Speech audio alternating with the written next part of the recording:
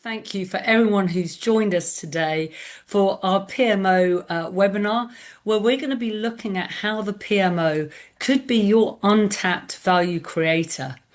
I'm delighted today to be joined by Sarah Simpson from British Sugar and Rebekah Haycocks from EDF, both who bring pivotal experience in shaping PMOs from the ground up and transforming them into strategic enablers of the business. So before we go any further and just get into some of our key topics today, where we'll be exploring practically ways in which you too can transform your PMOs so that they can deliver insight and impact in the organisation. I just want to remind everyone that we do encourage interaction. We're very keen for people to ask questions and access the experience of our experts today. So if you wish to do that, please do use the Q&A function available to you within the Zoom application. Please don't try and use the chat because that's disabled for the webinar. So without further ado, I want to get into our first topic today around aligning strategy to execution.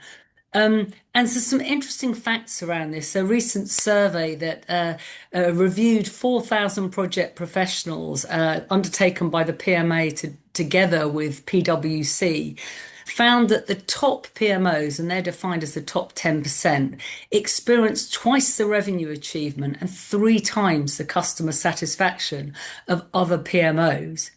And yet, interestingly, still a great number of organisations treat projects as ad hoc initiatives rather than managed investments. So the first question I want to ask is to go to Sarah first and ask, what are some of the key shifts you think we need to do to move from what's often been a traditional PMO, interested in governance and reporting, to more of a results-driven organisation? Good afternoon. Thank you, Sandy. So we were a traditional PMO. We were a portfolio rather than we don't do the projects ourselves. So we're project management, we're portfolio management, moving to a results delivery office, which meant that we had a greater insight. We understood and needed to understand where the business was, where the business was going to. We had to make sure that we could offer different and more services than a traditional PMO would offer, because you have to understand what you're asking the rest of the business to do, because you need them to be on the same journey as you. We had a structure that we put in place, which was to understand how we would deliver this, how we would enable the business to move forward for the future, and we called those must-win battles. So we had a structure, so we put a new structure in place, and we understood what our values were rather than just words on the wall. Everybody was working towards either a must-win battle or a value.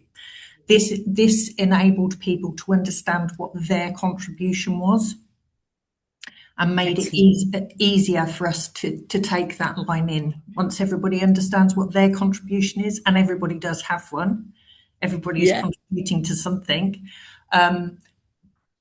The journey and the communication was much easier.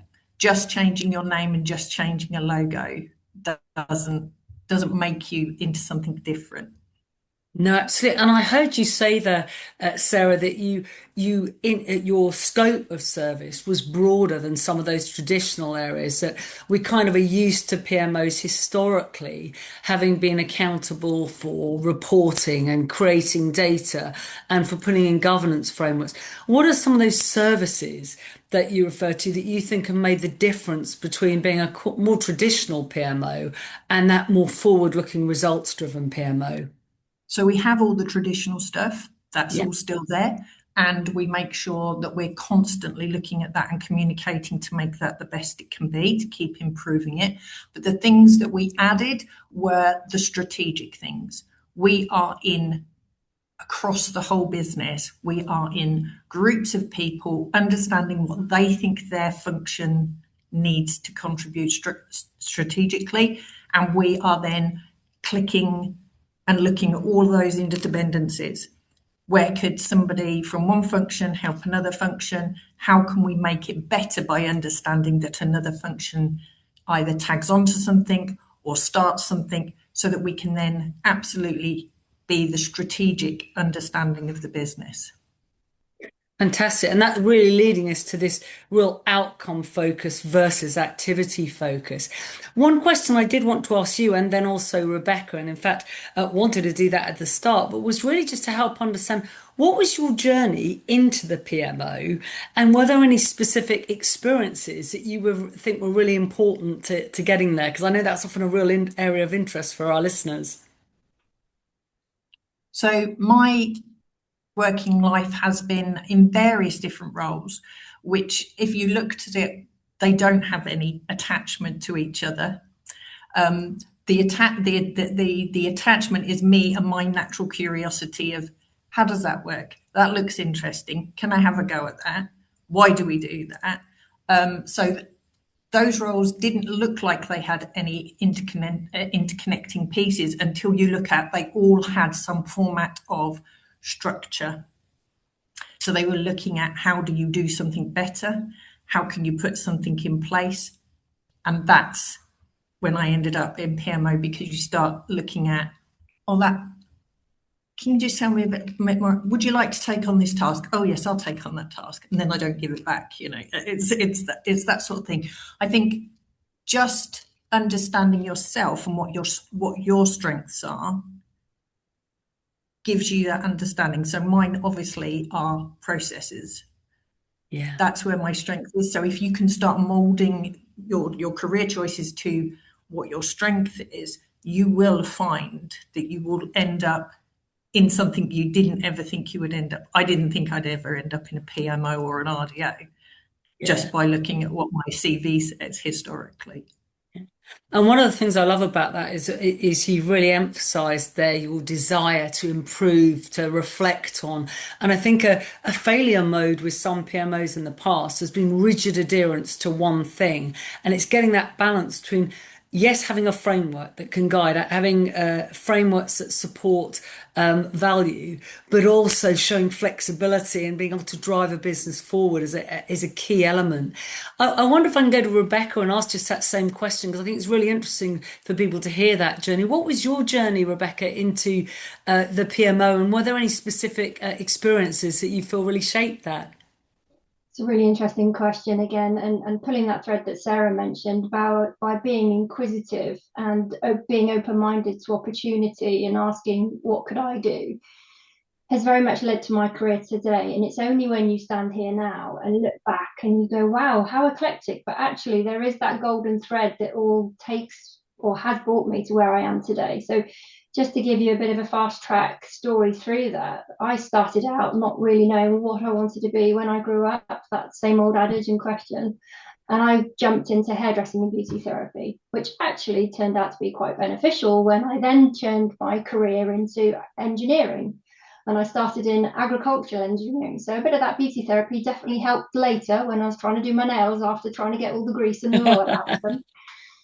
But I started in engineering and conveyors and materials handling equipment and did that for 10 years. But part of that growth of that company led me to the opportunity to being a portfolio of company and oversight and management of multiple companies, kind of 5 SMEs as a whole. And that was in, like I said, the engineering company, conveyors, materials handling and automation equipment, then commercial properties, estate management, and all of that is all about logistics, understanding multiple different aspects of running a business and what the strategic objective of business is and what you need to do to get there. So it's that journey through. And then that took me to other opportunities in commercial investments and understanding that at the end of the day, a successful company needs a successful bottom line as well. So you need to operate within boundaries. And then I got the opportunity to work for EDF, who I'm working with today, and have been since 2009, so about 17 years. And since 2013, 2014, been working in that PMO environment. And of late, of the last 6 years, really influencing and controlling that overall strategy to improve an inherited PMO to the PMO that it is today. So a little bit of background from me. Fantastic. And I think the thing that really aligns with both of you, very different journeys into the PMO, but that commercial awareness, that understanding what the business is here to do, and then helping the business to achieve it rather than being process led. What are our processes here to do and rigid adherence to it? You're both demonstrating that real commercial focus there. I wonder if I can come back to you, Sarah. And one thing, statistics, a Gartner insight that was reported is that 60% of PMOs lack a formal process to measure value. And that's really important that PMOs can justify the value that they're bringing into an organisation. How do you measure that? What are some of the key metrics that you think are important within a results-driven office for measuring value? So I think we are looking at the business strategic goals. They become our objectives. They become what we mark ourselves against. So what we're looking at is, do we understand what the benefit is to the business? And is that a pound notes benefit? Or is that what we tend to refer to as a soft benefit, which helps the business improve in some way, but doesn't actually return a profit to you, but will in time make the business perform better?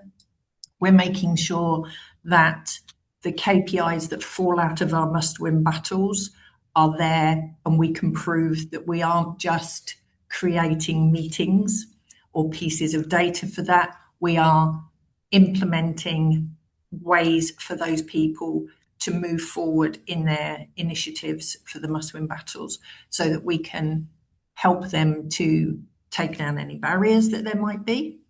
We're an old business, and we have had, a journey as a business to become a modern business.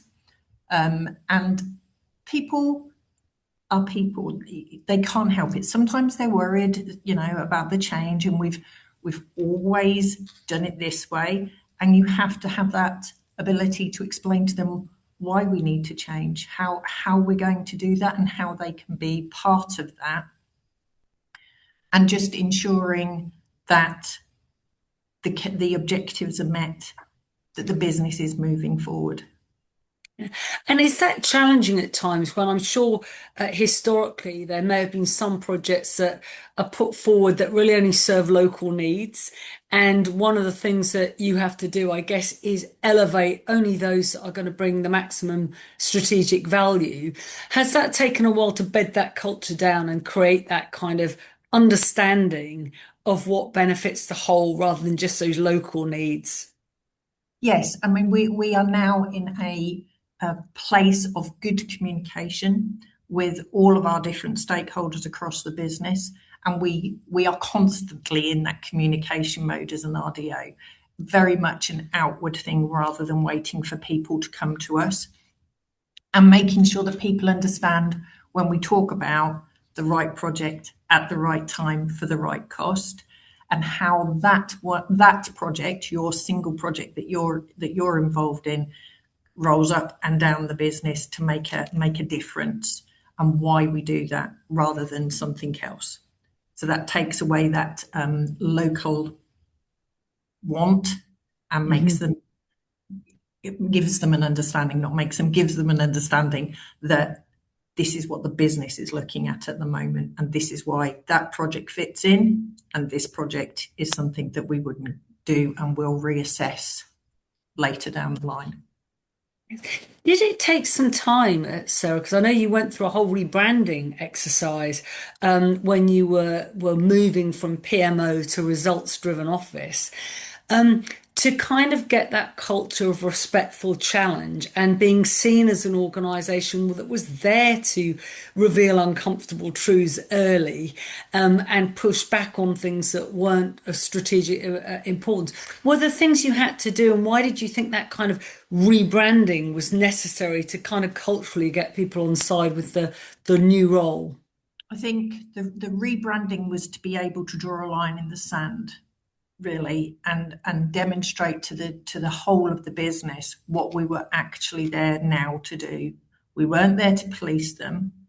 We weren't there to hit anybody with a big stick because they didn't do something or they didn't understand something. We were there to look outward with them and to help them understand where their contribution was within those objectives, within those goals. It did take a time. It does take time. There isn't a I have been in a business before where they tried to rebrand themselves and decided that they wouldn't communicate to the rest of the business what that was about. And therefore, we lost a lot of that onboarding earlier on, which we could have gone through more successfully. So by the time we came to the day where we had said we will now be this and this is our focus, we had less than a quarter of the business was on board with it. Everybody else was too skeptical about what was going on. So communication for us was the absolute key. Just keep communicating. And you actually created a whole new logo, didn't you, for that transition to kind of bring people with you, really invested in that decision to change the role of the PMO and put it right at the forefront of the business. And so at that point, we were classing ourselves as the critical friend. That was our new classification. We are here to help you and to help the business overall. And looking at it today, we have still continued to transform within that. We would be the critical friend and strategic voice. So we have been able to redefine ourselves yet again as we have gone further in and said, actually, that should come under RDO. We should have responsibility for looking at that and making sure that happens. Fantastic. And Rebekah, is that something that resonates for you? I know that when you came into EDF and then later post decommissioning, etc., you said you referred to having to build the PMO from the floor up and really start. How did you go about that kind of branding of the PMO? How important was that communication process to get yourself seen as a partner in value creation rather than a control function? Yeah, lots of parallels there, and we created that roadmap. So first of all, surveys from every level of the organisation, from the exec all the way through to the people who are at the coalface, really doing the work. So the cost engineers, the technical experts, the planners, the project managers, finding out what's working well, what's not working well. That gave us a huge amount of insight to understand what we needed to do. So they gave us our little stepping stones across to the end objective that we needed to get to. That branding was really important for us because it's not just a logo and a picture. The branding and the vision was everything. So it gave us and our community something to hang on to, because our branding at that point was very descriptive, specifier, services, this is what we're here for. But it didn't just help for us, for our senior stakeholders, it also helped with our own community. So via powerful monthly briefs and with that continual communication, you cannot communicate enough, I don't think, as long as it's clear and informative. You bring your community, because your community is your village. And if you can bring your village, you've also got automatically salespeople out there in the field saying the same mantras as you're already doing. So that business comes back in tenfold. So it's not just one voice of your management team. You've got 100 voices out there all saying the same thing, all because you've got a clear vision, a clear logo, and you understand what it is you're actually providing to the organisation. The other thing Sarah mentioned there is your stakeholders. And that double edge between, some of them want you to be working with them, some of them want you to be making the magic happen in the background so you're invisible to them. And you have to work with them, understanding all the different nuances with them to bring them on that journey with you as well, because collectively your community is your immediate PMO, but also your stakeholders and your environment around you. All of that comes into the same place. So we road mapped everything. So from the services, the brand, creating a team charter, understanding our services by establishing what our RACI was. So we established a full RACI for everybody in that senior leadership team. We made sure that we had a cadence, what needed to happen when. So you got your business as usual happening automatically in the background. So then when anything new came in, because the organisation needed to pull down on those amazing services that you say you offer, we could accommodate it into our cadences. we had room for it. And then you just make. I'm sorry. So I guess that was really important for you in setting the expectations. I think what both of you are talking about there is being really clear about the intention of the RDO and the service and the value that you could bring. And in fact, I've got a great question I'd like to put to you, Sarah, initially, from one of our listeners who said regarding the shift from not policing, how do you break down the opinion that others might have of the team, bringing in unnecessary bureaucracy? Or how can we reassure that this isn't what we're there for? So Sarah, first, how would you respond to that question? So the thing that we did was we made sure that everything we ask people to do, we can prove where that goes and what that's needed for. So if you can't prove it, why do you need it? Yeah. So why are we doing this process? So is it a piece of reporting that we need for our parenting company? Is it something that we're collecting data for so that we can feed back out to our projects community and our various stakeholders? Or is it something that was historic? If it's historic, you have to understand where that piece of information is going. And once you can do that and you can prove to people that you are willing to take that step of being completely open and transparent, you gain that trust, and they understand there are times where you have to revert to being not the police, but you have to revert to being, this is the governance. I'll explain to you again why we do it, but sometimes you have to revert. But I think initially the bit that says, can you prove why you need all of this data? It stops them going, you're slowing me down. It's just admin. Don't know why I've got to do it. If you can explain to everybody why you're asking them to do it, you get a different reaction. So you get that onboarding with where we're trying to go, what we're trying to achieve. Fantastic. And that's been, as you say, really evidence-based. And again, showing that flexibility that we talked about, that being willing to respond to questions and adjust if required for the context, and either being able to demonstrate that the value is there or indeed adjusting it if it isn't. Rebekah, would you have any comments to add to that thing of moving from that policing and not being seen to be just bringing in unnecessary bureaucracy? Any comments you would add there? We had a similar approach. I think it's making sure that every meeting you do go into, there's an input and an output and a terms of reference, so you're getting value again for each forum. And that enables that golden thread. So however you support that within your roles within a PMO, it's understanding how important it is. It's not just a month-end update or a mid-month progress report. It's who's reading that? Do you realise where that goes to? Do you realise everything you do goes up to the director in one form or another? Because, equally, if you make a mistake, it goes up to the director too. So you're empowering them, but bring them on that journey. Otherwise, they feel segregated from the overall ambition. Yeah, and I think another theme that I'm hearing from both of you here is the importance of not overcomplicating, making sure that the supports that are provided through an RDO or through a PMO are enough, but not overburdensome, so that process can work slickly. I want to move to kind of explore that a bit more, really, because we know that vital to a successful results-driven office is this ability to create enhanced visibility and transparency across the portfolio. So in your experience, Rebekah, what does true visibility look like in a high-performing PMO? What kinds of information do you need to provide leadership with a sufficient, consolidated, real-time view? I think transparency is quite an interesting one, isn't it? Because it's transparency in terms of people, behaviours, data, performance, metrics. It's all of those things. What we do in terms of our data is you could look at performance metrics in isolation. How are you performing in terms of cost? How are you performing in terms of your spend? Are you delivering what you said you were going to deliver and when? But actually, if you look at those individually in silos, what we're starting to do now in our PMO is bring those together, a bit more cause and effect.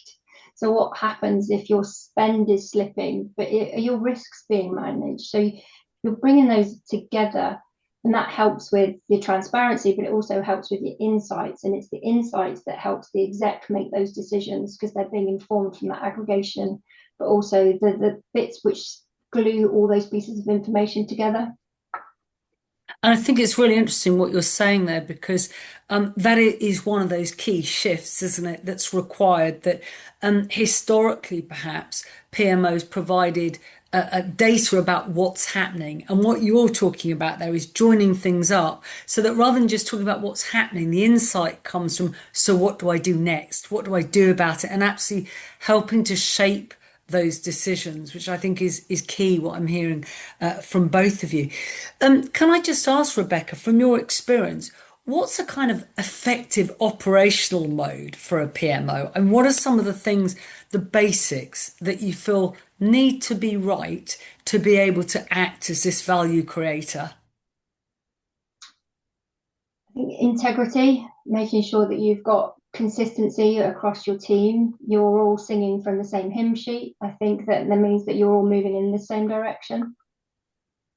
Yeah, fantastic. And Sarah, from your experience, is there anything you'd add to that in terms of creating that kind of the operational mode day to day? What should that look like? What should that be for a PMO? I think if you get your basics right and everybody understands what they are and what's required, you then have more time to concentrate on the stuff that becomes slightly more difficult that you can, as Rebekah said, you can then be all of those other things. You can be the good communicator. You can have the best insight because you've got all your basic services well established, well understood, and well practiced. Yeah, and I think one of the things that I think is important, and it's often going right back to basics without trying to sound like John Major from the past, is that idea of being clear about what is the vision, constantly reinforcing that, being clear about what are the outcomes, what are the tools and supports that are available, what are the delivery approaches, but at the same time giving flexibility for teams to operate. Is that something you found to be the case, Sarah, that you've needed to, be clear about what's the mandatory, but also allow flexibility within the way those processes and systems work? You have to be flexible. You have to be flexible to a degree. There are things within projects that are in your basics that are non-negotiable. They have to be done. They have to be done well. Then there are other things that you can turn around and say, well, actually, I don't think that's a great use of your time. I think a better use of your time would be spending more time doing this instead. Please focus your time on that. I am telling you that that's okay not to do that particular piece. And I think the working relationship you have with all of your stakeholders in your projects community benefits from that flexibility. Yeah, absolutely. And it's interesting you're bringing the theme there, which I wanted to move to next, around how we strengthen that stakeholder engagement and really build confidence. And an interesting Gartner insight was that 60% of PMOs within organisations are shut down within 3 years of being established. And that's generally due to lack of visibility or clarity or even demonstrating value. In your experience, Sarah, what are some of the most common reasons that stakeholders perhaps lose confidence in the PMO, and how have you gone about addressing that? So I think you can, and when you listen to other people from other PMOs and other businesses, you can hear that stakeholders don't believe what you're saying because they haven't had that proof. They haven't had that we are with you. It's this thing about the business, isn't it? Actually, the business is people. There is an exec making decisions, but the business is people. The people need to be confident that when they come to a PMO or to an RDO, that they're heard. Yeah. And so it's very important across the whole of our projects community, whether that's somebody that has projects in their title and that's their day job full stop, or whether it's somebody that gets involved with projects, but they have a day job as well, that they feel that they are heard so that they can question the process, They can question what you're saying to them and know that they will get an unguarded, open conversation and an explanation as to why we're asking for this. I think that's probably one of the biggest things, is that you are constantly having that conversation to prove that you are standing with them, as opposed to standing there to govern them or to tell them off, or, you know, to police a process that they have no understanding of. Yeah, absolutely. And I think I think the PMOs that are differentiating themselves as high performers, this open mindset, this learning mindset, this working with the business rather than telling the business what to do, is a real key element. We've got another great question coming actually at the moment, and I was going to put this to Rebekah first. Rebekah, the question that's been asked is, how can the PMO actively support sponsors to fulfill their role in governance, decision making, and benefits realisation? Have you got any thoughts around that, about what the PMO's doing either in EDF or in your other experiences that helps that process happen and helps keep them focused on benefits? I think sponsors has been one of our challenges within our organisation for a very long time, mostly because we haven't brought them with us on that journey. They're usually technical, they're usually a background of engineering, and they're not necessarily part of a PMO themselves. So you've got that relationship that Sarah mentioned earlier, you've got to be by their side. And then when you are working with them, you're not acting as the governance and overseeing them, and it feels like it's a judgment call. You've got to bring that relationship together. And then when you're working with a common goal, you can then make sure that you're actually delivering those benefits for the organisation. Relationships are powerful. It's really simple, isn't it? It's communication, relationships, and bringing people on that journey with you. It's not necessarily a magic PMO facility. It's people and relationships, I think. Yeah, absolutely. And I think that word relationship suggests so much, because it is about getting to know the agendas, getting to understand and even ask the difficult questions, and building trust through dialogue that then you can apply your supportive tools to. Sarah, do you have any comments, just going back to that question, because I think it's a really important question that's been raised here, from your perspective, about how the PMO can actively support the sponsors? I think it's a really good question, because often you get either a technical sponsor or you get a hierarchical in the business sponsor, and they are looking to do the best they can, but they do need support, because they do need to understand what their role is and what they're required to do to make sure that the project is going in the direction it should go and stops if it should stop, along with the gatekeeper function. So I think it is just a case of building that relationship with those people that are down, and they generally tend to be quite a lot the same pool over a lot of projects, and just making sure that they understand what's required of them in a supportive relationship, rather than, as we've been saying, rather than keep policing them. Yeah.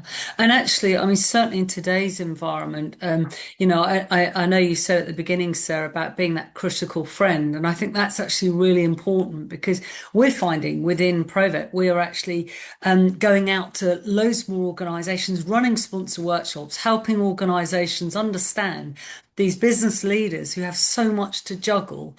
Is what is their role? What is it that they can provide in the way of support to project teams? And obviously the PMO can play a great role in actually helping them to remain focused as the environment changes around them, because it's changing more, probably there's more high volatility than we've seen before. So, I mean, is that something as well you would say as part of your services, is actually making sure you keep re-asking the questions, keep them focused on what's important to the business as that context changes? Is that something you would see as core to your function?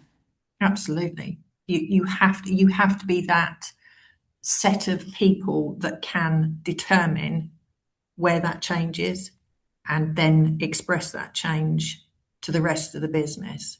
The other thing I think I would say is, sponsor's role, while we understand what APM's definition of that, a sponsor's role can be different in every organisation. You just have to define what you believe your sponsor should be providing, and then support them to understand that. It might be different to another business, Yeah. It has to be something that you're able to define. Yeah. And I think that's a really important point you've brought up there, Sarah, because as you said, all businesses are different.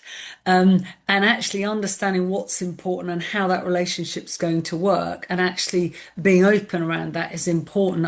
In fact, it's probably a good point to bring Rebekah in here because Rebekah, I know when we talked previously, you said one of the key things when you were establishing your PMO, and particularly being in the nuclear industry and having a regulator in terms of the ONR, the Office for Nuclear Regulation, you had to very quickly demonstrate not only compliance and regulation from a safety perspective, and that you had control, but that also conscience, which is a whole hearts and mind thing about safeguarding, really important values. How important is it to you as part of the PMO role to work with your sponsors and help agree almost the social contract of what their role is going to be to support projects? It's interesting in the PMO that we've just been forming over the last 3.5 years. Our portfolio, as you mentioned earlier, is supporting the nuclear decommissioning of our fleet. And that means that our funding doesn't come from operational funds, it comes from taxpayers' funds.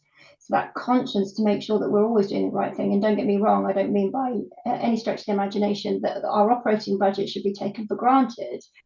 But from when you're looking at the nuclear decommissioning area, our funding comes from our taxpayers. So being conscious of the environment and the cost recovery and delivering, and our ONR and our regulators, as you mentioned, is tantamount to us being successful. Yeah, absolutely. And I think what I'm really liking is I think in the past, PMOs didn't often always seem as connected to the business. And now this being a strategic enabler requires them to be really connected in with the stakeholders and have a really coherent approach to managing those stakeholders. So I want to move to another core area when thinking about the services of a PMO, and this is this notion of resource optimization. 43% of project professionals say they're understaffed. And this kind of really demonstrates a need, in my opinion, for better resource optimization. And it seems to me that the role of a PMO or an RDO is not so much asking how do we fit everything in, but more about what should we not do to make sure that the most important things happen. Sarah, from your experience, what are some of the biggest challenges PMOs face in balancing resource and demand, and how what are some of the approaches to overcome this? So I think the largest challenge is when you know that your resource pool is just not big enough for the X amount of projects that you are asked to take into consideration at the beginning of the financial year. So the first thing is your prioritization. You have to have a robust prioritization, and you have to be sure that you understand we have 5 sites, each site's requirements, their concerns, their urgent needs, any risk they think they're carrying with us not doing something. And you have to balance that against everybody. So nobody's sitting in a silo. We're all listening to each other. We're all hearing each other's concerns and things that we think we could do next year instead. I can make way for somebody who has a larger concern because everybody's hearing everybody's concern. So that's the first thing. You've got to understand how you're going to prioritize. Once you've prioritized and you've got that number down from all of the ideas down to the things that you're actually going to do, you have to understand the capability in your community, in your project community.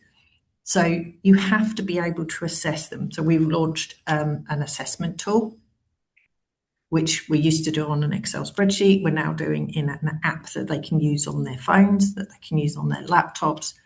It's easier for them to access. They can access it each time they learn something new and change their score. Once you understand their capability, you then have to understand how complex your projects are. So where is your resource going to sit? Is your resource needed because you have the majority of mid to low complex projects? without understanding the complexity of each of these projects, you won't know that answer? Or do you have a lot of complex projects going through, therefore you're going to need a different set of capabilities or mentoring to help people do those more complex projects? So we also have launched a new scorecard that gives us that understanding at the launch of a project, what we think the complexity is. So all of these things together, you can't do one thing in isolation. You need all of those things together. And did it take much to get buy-in to that, this idea of getting your professionals to update their competencies on a regular basis so it becomes a one version of the truth rather than something that potentially otherwise could come outdated? How have you gone about driving that culture? So we issued the first launch of the app that they could use on their phones or on their laptops last year. And we got that first initial wave of people taking part and going through that assessment, which off the back of, we were able to do some immediate formal training with Provec that needed to be done for a group of project managers, which was excellent to see because it just made it clear to us that that was definitely the right way forward. The buy-in from people, they can see that. Once you start saying, I want you to do this, and you can see the result is we've taken that seriously. These people needed to be formally trained because of the roles that they were taking on in projects. They start to buy into that more. And then this year, we have opened that to our wider projects community. So to the people who are involved in projects, to try and understand what their understandings are, what their capabilities are. And communication, again, for this is key. You just keep talking to people. Every time somebody has a question, you have to be there and be able to provide the answer. This gets that buy-in from the community in total, because you never know when there's somebody lurking. Lurking's not, hiding is probably a better, lurking, people aren't lurking. Hiding in a corner that wish that they could get more involved with projects, but don't know how to move through our business into one of those roles. So having this wider understanding of what does your capability look like, what does our complexity look like, then you can start to see these people who have that interest and start to understand the pathway that they might need to take to move into a more projects role, whether that be projects team and that's their dedicated role, or whether they are becoming more involved with projects that happen in their area.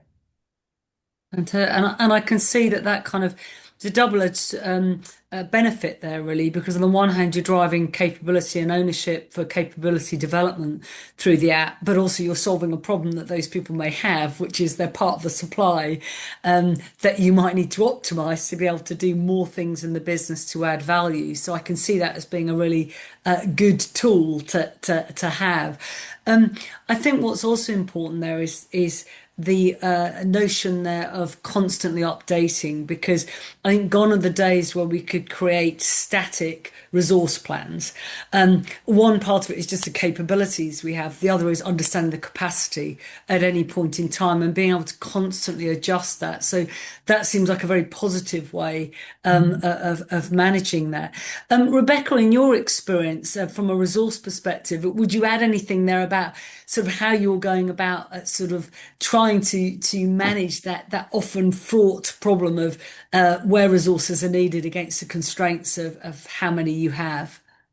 I think it's always a juggle for any PMO, and it's a balance, isn't it? But it's also making sure it links back to what we were saying earlier, really, about doing the basics brilliantly as well. Because if you've got fully resourced schedules, you've got that information that you can pull out, and then you can start to look at the utilization. But it is about that prioritization, as Sarah mentioned, understanding what projects are a must do. And we don't have an app. We are embracing power apps and digital technology now, which is brilliant. But again, for our prioritization of work packs, we use a matrix due to our industry with the regulatory requirements, safety regulation, and all of those aspects. So that tends to draw our priorities to make sure that we are still operating, because we are still an operator, and making sure that we're operating safely. So ours is slightly different in terms of that prioritization, but again, we use the spreadsheet, not a power app. But it's continually updating it and evolving it. Nothing, as you said, stays static either in our organisation. So it's making sure that you're continually communicating. So if projects are live, aren't they? They don't stay still either. So if everything is certainly things move to the right, you've got to move all to the right with them and then rebalance that portfolio. So it's about that continual portfolio management, really. Yeah. And I think that the key thing that's coming out all the time is the dynamic nature of the environment that everyone's working in now. That if you like, I mean, PMOs are playing a really central role in keeping the whole organization honest and one version of the truth. And what you both keep coming back to is that need for a really robust version of the truth that people can hold on to, and that need to prioritize of the must-haves versus the nice-to-haves, and constantly being that person or that organization that helps the business understand that. I'd like to put a question to Sarah next. It's one that's just come in at the moment. The question has been asked: do you see AI transforming the role of the PMO? What are your thoughts there? A very topical question. It is. I don't think that it will take over. I think it's another tool that if you understand that you have the right information in it, that it can give you the right information out. It's yet to be seen. AI in the widest sense is still very young and learning all the time. So I think it's something that you could look at, but I think until you know that there's some maturity around the information that it has, that you would always take that with some consideration as to whether that is the right move for your business or not. Because it could come out and it could tell you all sorts of information that if you acted on without any substance behind it or other investigation, perhaps might not be the right decision to take. So I think it will have a place. I just think we need to watch as it matures where it's going. Yeah, and I think certainly we're seeing that there needs to be really clear use cases for AI so that we're really clear what we're trying to get from a tool before we deploy it. And Rebekah, obviously, I know you're working in a highly regulated, so there'll be lots of concerns, I'm sure, about privacy, security, all these different things. But do you see, from your own experience currently, AI transforming the role of the PMO? Have you got any thoughts around that? In our industry, I don't think it will transform it at all, but we definitely use it, as Sarah said, it is a tool that you can get some efficiencies, especially for data analysis, data cleansing, and things like that. So it can give you a time advantage.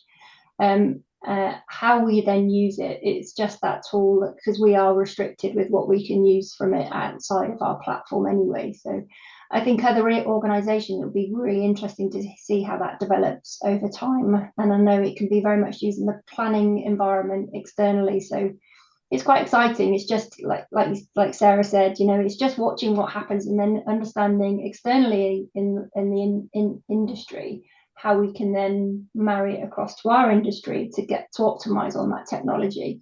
Because you've always got to stay informed by technology and move with it. Yeah, absolutely.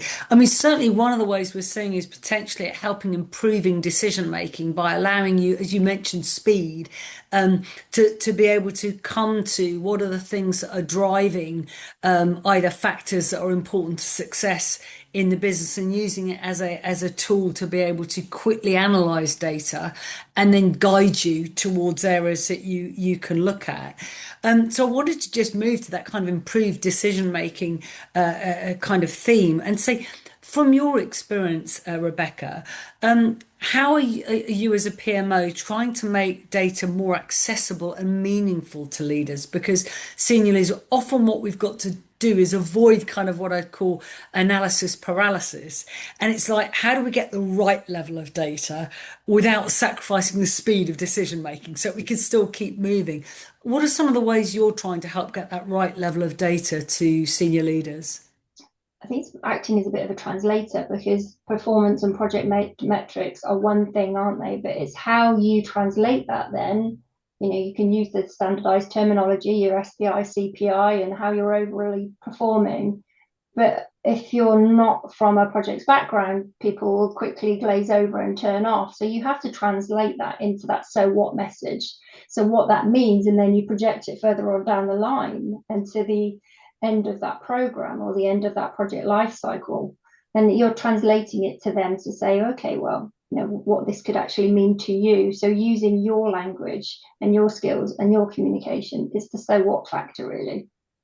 Yeah, absolutely. And I like that, simplicity of so what, but that is really that difference between just giving them information, which can be overload for senior leaders that are often time poor, and that actually helping them understand what are my options here and being proactive in helping shape and navigate that journey forward.